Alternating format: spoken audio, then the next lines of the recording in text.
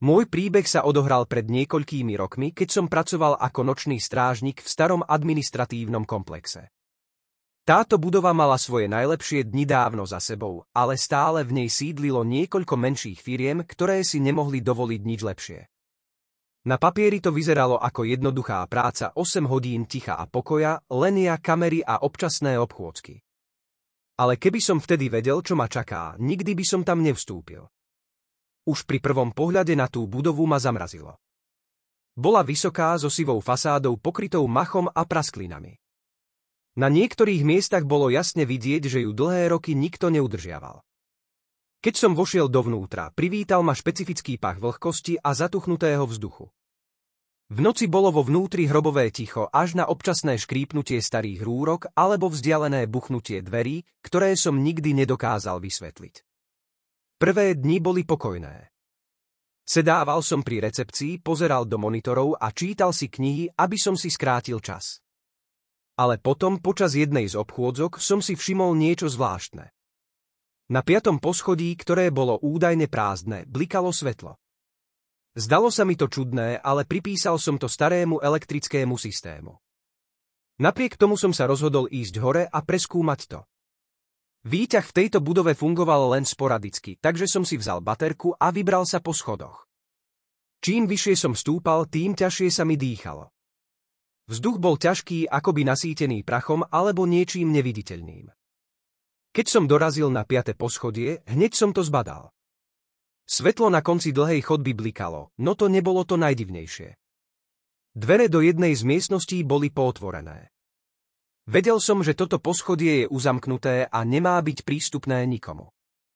Moje kroky sa ozývali v prázdnote, keď som sa blížil k tým dverám. S každým krokom som cítil, ako sa mi sťahuje žalúdok. Keď som konečne nakúkol dovnútra, zdalo sa, že miestnosť je prázdna. Ale len na prvý pohľad.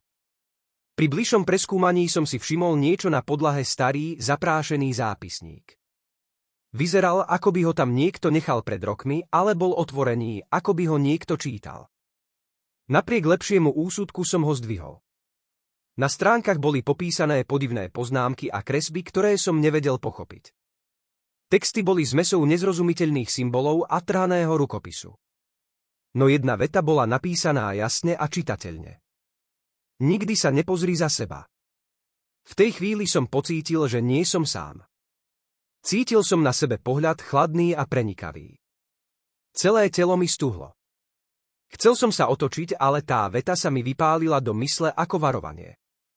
Stál som tam ako zamrznutý s pohľadom upretým na otvorený zápisník. V miestnosti bolo mrazivo ticho až na môj vlastný zrýchlený dých a tlkot srdca, ktorý mi búšil v ušiach. Pocit, že ma niekto sleduje, bol tak intenzívny, že som mal takmer istotu, že ak sa otočím, niečo tam bude. Niečo alebo niekto. Zhlboka som sa nadýchol a prinútil svoje nohy, aby ma odniesli preč. Pomaly som sa začal cúvať stále s očami prilepenými na stránkach zápisníka. Nikdy sa nepozri za seba. V hlave mi rezonovalo každé slovo, ako by bolo určené priamo mne. Keď som prekročil prah miestnosti, dvere sa zrazu s hlučným buchnutím zatvorili. Nadskočil som a takmer pustil zápisník. Chodba sa zrazu zdala dlhšia a temnejšia, než keď som sem prišiel. Svetlo na konci bliklo ešte niekoľkokrát a potom úplne zhaslo, zanechávajúc ma v takmer úplnej tme. Otočil som baterku smerom dopredu a rýchlo som sa pohol k schodisku. No moje kroky už neboli jediné, ktoré som počul. Znie to absurdne, ale niekto alebo niečo išlo za mnou. Zvuk krokov bol jemný, ale pravidelný, presne ladil s mojím rytmom. Každý môj krok nasledoval ďalší o zlomok sekundy neskôr. Zrýchlil som tempo, no takisto sa zrýchlil aj zvuk za mnou. Cítil som, ako mi adrenalín preniká každou žilou. Zápisník som pevne zvieral v ruke a moje myšlienky boli zmetené. Kto je to? Alebo čo je to? Každý racionálny dôvod na túto nočnú moru zmizol. Konečne som dorazil k schodisku a začal zbiehať dole. Kroky za mnou pokračovali, ako by sa odo mňa nevzdiaľovali. Ale stále som sa neodvážil pozrieť späť. Prečo som to neurobil? Pretože niečo v mojom vnútri vedelo, že ak sa otočím, bude to horšie. Veľa horšie. Keď som sa dostal na prízemie, narazil som do dverí vedúcich do vestibulu. Tieto dvere, ktoré sa mali automaticky otvárať, boli teraz zamknuté. Skúšal som ich otvoriť silou, no bez úspechu. Zápisník som nechal spadnúť na zem a začal som hľadať kľúče, ktoré som mal vo vrecku. V tej chvíli kroky prestali. Ticho bolo ohlušujúce. Len môj dých, môj tep a zvuk, ako mi v ruke štrgali kľúče. Niečo však nebolo v poriadku. Hoci kroky za mnou prestali, pocit, že niečo stojí za mnou, bol ešte silnejší. Ten chlad, ktorý som cítil na 5. poschodí, sa teraz zarezával až do kostí. Trvalo mi večnosť, kým som našiel správny kľúč, no keď som ho konečne vložil do zámku, zacítil som to. Teplý dých na zadnej strane môjho krku. Neviditeľné ruky akoby mi pevne zvierali plecia, nepustili ma ďalej. Zmohol som sa len na jedno, zakričal som. Dvere sa konečne otvorili a ja som sa vyrútil von do nočného vzduchu. Cez moje výkriky som si ani nevšimol, že ma sleduje pohyb na monitoroch bezpečnostných kamier, ktoré zostali za mnou. Keď som sa dostal von na parkovisko, oprel som sa o auto a pokúsil sa upokojiť. Nočný vzduch bol chladný, ale ten pocit úľavy, že som opustil budovu, mi dodal trochu odvahy. Stále som sa však neodvažoval pozrieť späť. Namiesto toho som rýchlo vytiahol telefón a zavolal svojmu nadriadenému. Zvonenie trvalo večnosť. No tak, zdvihni to, šepol som si pre seba, snažiac sa nevšímať zvláštny pocit, že som stále sledovaný. Keď konečne odpovedal, vychrlil som všetko, čo sa stalo. Môj hlas sa triasol a vety mi nedávali zmysel, no on ma zastavil. Počkaj, čože? Hovoríš, že si bol na 5. poschodí. To poschodie malo byť úplne uzamknuté. Nikdy tam nemal nikto vstupovať. Jeho tón nebol len znepokojený, bol vydesený. Zrazu začal rozprávať o tom, čo mi mal povedať už dávno. O tom, prečo nikto nechcel túto prácu. Budova bola kedysi domovom veľkej spoločnosti, ktorá skrachovala po tragickej sérii udalostí. Na 5. poschodí došlo k niekoľkým nevysvetliteľným úmrtiam. Zamestnanci hovorili o tom, že videli tieňové postavy, počuli šepoty a cítili dotyky, keď boli sami. A potom jedného dňa zmizol celý tím, ktorý tam pracoval. Nikdy ich nenašli. Po tých udalostiach poschodie uzavreli a zakázali naň prístup. Nemal si tam ísť, povedal mi môj nadriadený s náznakom strachu v hlase. Nechaj tú budovu teraz tak. Daj si pauzu, ja to vyriešim. Zložil a ja som zostal stáť vonku, stále lapajúc po dychu. Nechcel som tam zostať ani len na parkovisku. Sadol som do auta a odšiel domov. Ale keď som zaparkoval pred svojím bytom a vystúpil, niečo mi napadlo zápisník. Ten zápisník som nechal v budove. Tá myšlienka ma desila. Bolo to niečo, čo by som mal nechať tam. Alebo naopak niečo, čo som nemal vôbec nájsť. Začal som si uvedomovať, že tá veta v zápisníku nikdy sa nepozri za seba, bola viac než len varovanie, bolo to pravidlo, ktorého som sa mal držať. Ale teraz, keď som bol ďaleko od budovy, vedel som, že to neznamená len fyzické obzretie. Po celý čas, čo som sa vracal domov, som mal pocit, že niečo je so mnou. Niečo neviditeľné, ale prítomné. Počas noci sa to iba zhoršilo. Zvuky, ktoré som nevedel identifikovať, prichádzali z rohov môjho bytu. Škrabanie na okne na 3. poschodí, hoci vonku nebol nikto. Tichý smiech, ktorý sa ozýval z prázdnych miestností. Najhoršie však bolo zrkadlo v kúpeľni. Keď som si umýval tvár, pocítil som nutkanie pozrieť sa hore. Ale vtedy som si spomenul, nikdy sa nepozri za seba. Zrkadlo bolo ako pasca, ktorá čakala, aby zachytila môj pohľad. Celú noc som nespal. Ráno som sa rozhodol, že sa do tej budovy vrátim. Nie preto, že by som chcel. Ale niečo vo mne kričalo, že ak to neurobím, nebude to nikdy koniec. Nasledujúce ráno som sa cítil, ako by som spal na tenkom okraji reality. Všetko sa zdalo byť akési zahmlené, vzdialené. Hluk ulice pred mojím bytom mi znel, ako by prichádzal cez stenu. Vedel som, že návrat do tej budovy je šialenstvo, ale zároveň som cítil, že nemám inú možnosť. Nemohol som ďalej žiť s pocitom, že ma niečo prenasleduje. Keď som dorazil späť, budova bola presne taká, ako som ju nechal. Sivá, opustená a tichá. Vstupné dvere boli stále potvorené, ako by ma budova vítala späť. Vošiel som a uistil sa, že mám baterku pevne v ruke. Na recepcii bolo všetko na svojom mieste okrem monitorov kamier. Na obrazovkách nebolo nič vidieť. Len statický šum. Ale v tom šume som si všimol pohyb. Tienisté obrysy sa myhli z jednej kamery na druhú, ako by niečo prechádzalo chodbami. Každý pohyb ma viedol k 5. poschodiu. Tá vec, čo bola so mnou, ako by ma volala späť. Neviem, prečo som to urobil, ale namiesto toho, aby som utiekol, som stlačil tlačidlo výťahu. Dvere sa otvorili s tichým zvukom a ja som vstúpil. Výťah zavrzgal, ako by protestoval proti môjmu rozhodnutiu, no nakoniec sa dvere zatvorili.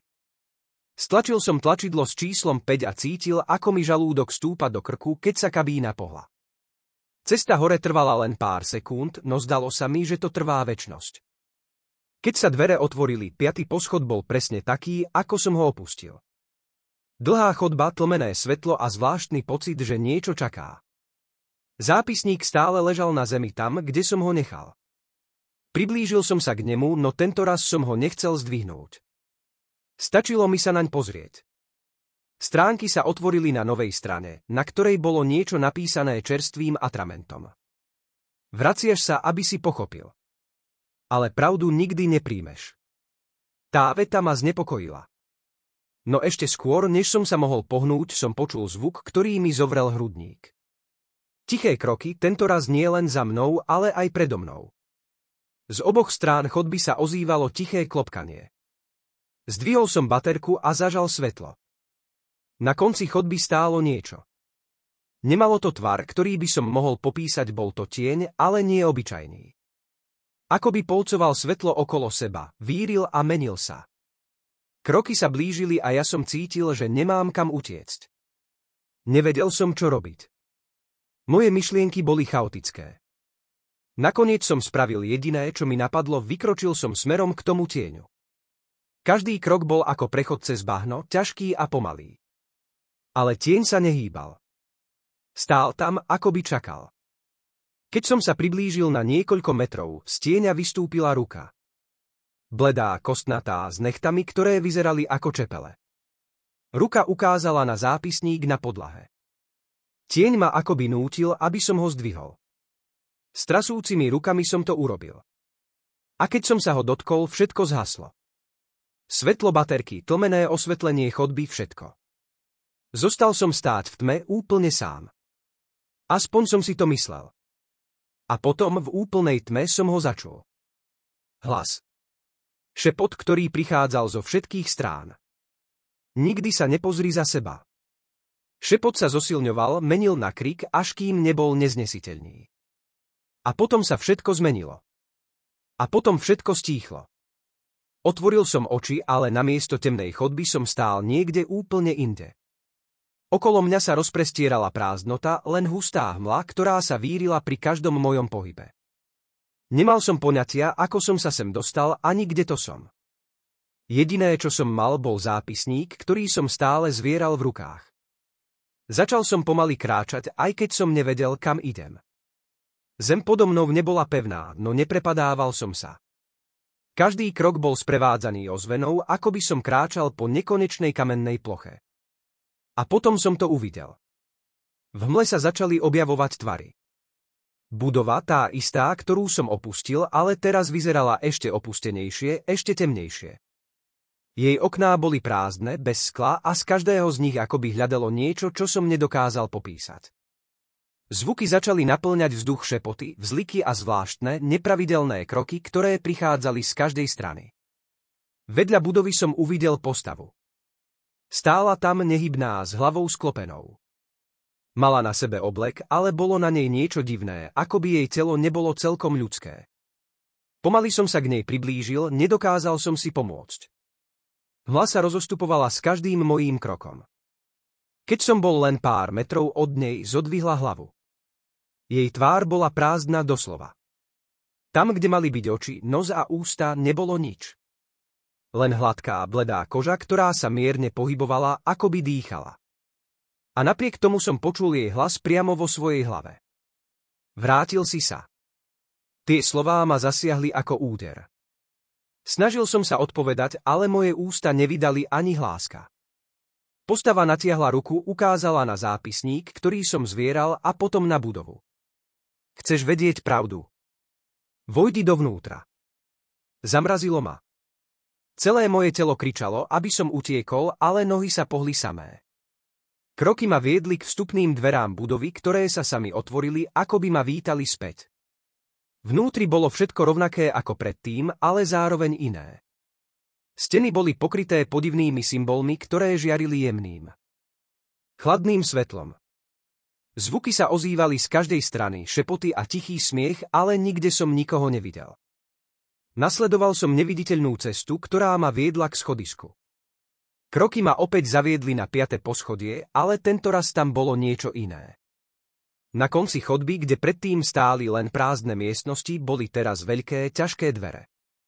Na nich bol ten istý symbol, aký som videl na stránkach zápisníka. Priblížil som sa k ním. Dvere sa otvorili bez jediného zvuku a ja som vošiel dnu. Miestnosť bola obrovská, ale prázdna. V strede stál stôl a na ňom ležala fotografia.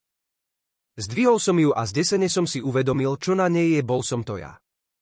Stál som tam v tej istej miestnosti, ale za mnou bola postava.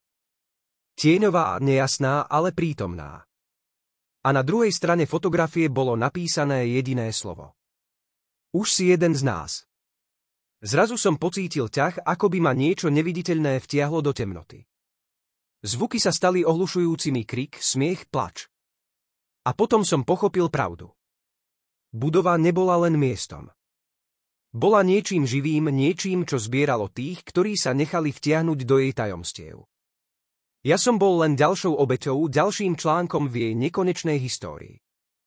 A teraz som bol súčasťou toho, čo som sa pokúšal pochopiť. Keď som sa prebudil, sedel som opäť pri recepcii. Kamery fungovali, svetlá žiarili, všetko vyzeralo normálne. Ale niečo bolo iné. V zrkadle oproti recepcii som videl svoj odraz, ale nebol som to ja. Bol to niekto, koho tvár bola hladká, prázdna. A vedel som, že už nikdy neodídem. Sedel som pri recepcii, zíral na svoje ja v zrkadle oproti a cítil som, ako ma pohlcuje zmes strachu a rezignácie. Moja tvár bola hladká, prázdna, ale hlboko v sebe som vedel, že som stále ja. Alebo aspoň to, čo zo mňa zostalo. Okolo mňa sa začala meniť realita. Budova, ktorá bola predtým zanedbaná, sa začala prispôsobovať niečomu temnejšiemu. Steny sa deformovali, ako keby dýchali. Šepoty, ktoré boli predtým vzdialené, sa stali súčasťou môjho vlastného hlasu, ako by mi niekto čítal moje vlastné myšlienky. Kamery na monitoroch ukazovali obrazy, ktoré tam nemali byť ľudí, ktorých som nikdy predtým nevidel. Pohybovali sa po chodbách, zmetení a vystrašení. Chcel som vstať, utiecť, urobiť čokoľvek, ale moje telo ma neposlúchalo. Bolo to, ako by som bol len divákom v predstavení, ktorého som sa stal hlavnou postavou. A potom som si všimol pohyb na monitoroch. Na jednom z nich som videl seba, alebo skôr to, čo zo mňa zostalo. Stál som na 5. poschodí, rovno pred tou miestnosťou s veľkými dverami. Ale ja som bol stále dole pri recepcii. Čo som to vlastne videl? Postava na obrazovke sa začala pomaly otáčať k jednej z kamier. Jej tvár, tá prázdna hladká plocha, sa zdvihla priamo k objektívu. Cítil som, ako sa mi stiahlo hrdlo, keď sa tá vec začala usmievať.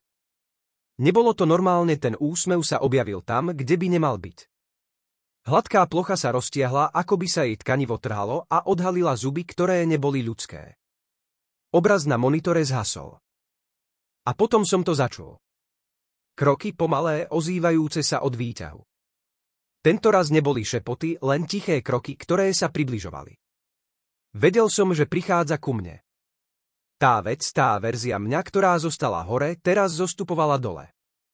Niekde hlboko vo mne sa zapol inštinkt na prežitie. S obrovským úsilím som sa postavil a rozbehol sa k hlavným dverám. Boli stále otvorené, rovnaké ako predtým, ako by ma z budovy nebolo možné úplne pustiť. Bežal som cez vestibul, ignorujúc zvuky, ktoré sa šírili za mnou. Dostal som sa na parkovisko, no keď som sa pozrel späť na budovu, stuhol som. Na každom okne, na každom poschodí stáli postavy. Všetky bez tváre. Len tam stáli, sledovali ma a v ich neprítomnosti výrazu som cítil výsmech. A potom som si všimol, že jedna z nich zdvihla ruku a ukázala priamo na mňa. Vedľa mňa sa ozvali kroky. Otočil som hlavu a zbadal som seba. To, čo ma prenasledovalo, teraz stálo len pár metrov odo mňa. Jeho tvár bola hladká, ale na nej sa začal formovať ten úsmev. Zuby sa objavili znova, ostré a biele, a potom prehovoril. Nemôžeš odísť. Už patríš sem. V tej chvíli som to pochopil. Nebol som obeťou. Bol som ďalším nástrojom. Budova ma nepotrebovala zabiť. Potrebovala, aby som bol jej súčasťou, aby som sa stal jedným z jej mnohých, ktorí lákajú ďalších dovnútra. A teraz som bol ja ten, kto mal priviesť ďalšie obete. Roky odvtedy uplynuli, ale nikdy som neopustil tú budovu. Sedím tu každú noc, sledujem kamery a čakám. Niekedy vidím tváre, nové obete, ktoré sa blížia k budove. Niekedy vidím len tieň, ktorý ma striedavo obklopuje. A keď vstúpite do tej budovy, keď zacítiš zvláštny chlad alebo počuješ šepot, vedz, že som tam. Pozerám sa na teba. A čakám. Nikdy som nemyslel, že sa stane to, čo sa stalo neskôr. Myslel som si, že som uviazol navždy súčasť nekonečného cyklu, v ktorom som mal byť len jedným z mnohých strážnikov budovy. Ale všetko sa zmenilo, keď do budovy vošiel niekto nový. Jednej noci, keď som sedel pri recepcii a sledoval kamery, zbadal som ho. Bol to muž vysoký, štíhly, s rozhodným výrazom. Nebol ako ostatní, ktorí vošli do budovy zvedaví alebo vystrašení. Niečo v jeho očiach naznačovalo, že vie, kam ide. A že vie, čo hľadá. Kamery ho sledovali, ako prešiel vestibulom, nevšímajúc si zvláštnu atmosféru. Ignoroval zvuky, ktoré by iných ľudí vydesili. Vyzeral, ako by presne vedel, kam smeruje. Keď vstúpil do výťahu a stlačil tlačidlo na 5. poschodí, zrazu som pocítil niečo nové strach. Ale nebol to môj strach. Bola to budova. Ako by ona sama cítila prítomnosť niečoho, čo tu nemalo byť. Na monitore som videl, ako muž vystúpil na 5. poschodí. Prešiel chodbou, úplne ignorujúc postavy, ktoré sa objavovali v tieňoch okolo neho. Otvoril dvere na konci chodby a zmizol v miestnosti. Snažil som sa pochopiť, čo sa deje. Celé roky som sledoval, ako budova pohlcuje ľudí, ale tento muž bol iný.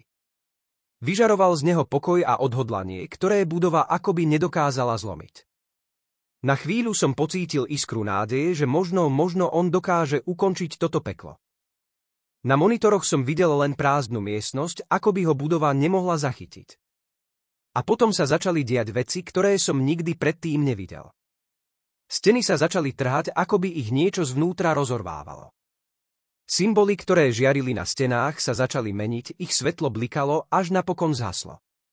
Šepoty, ktoré boli vždy prítomné, náhle zmizli.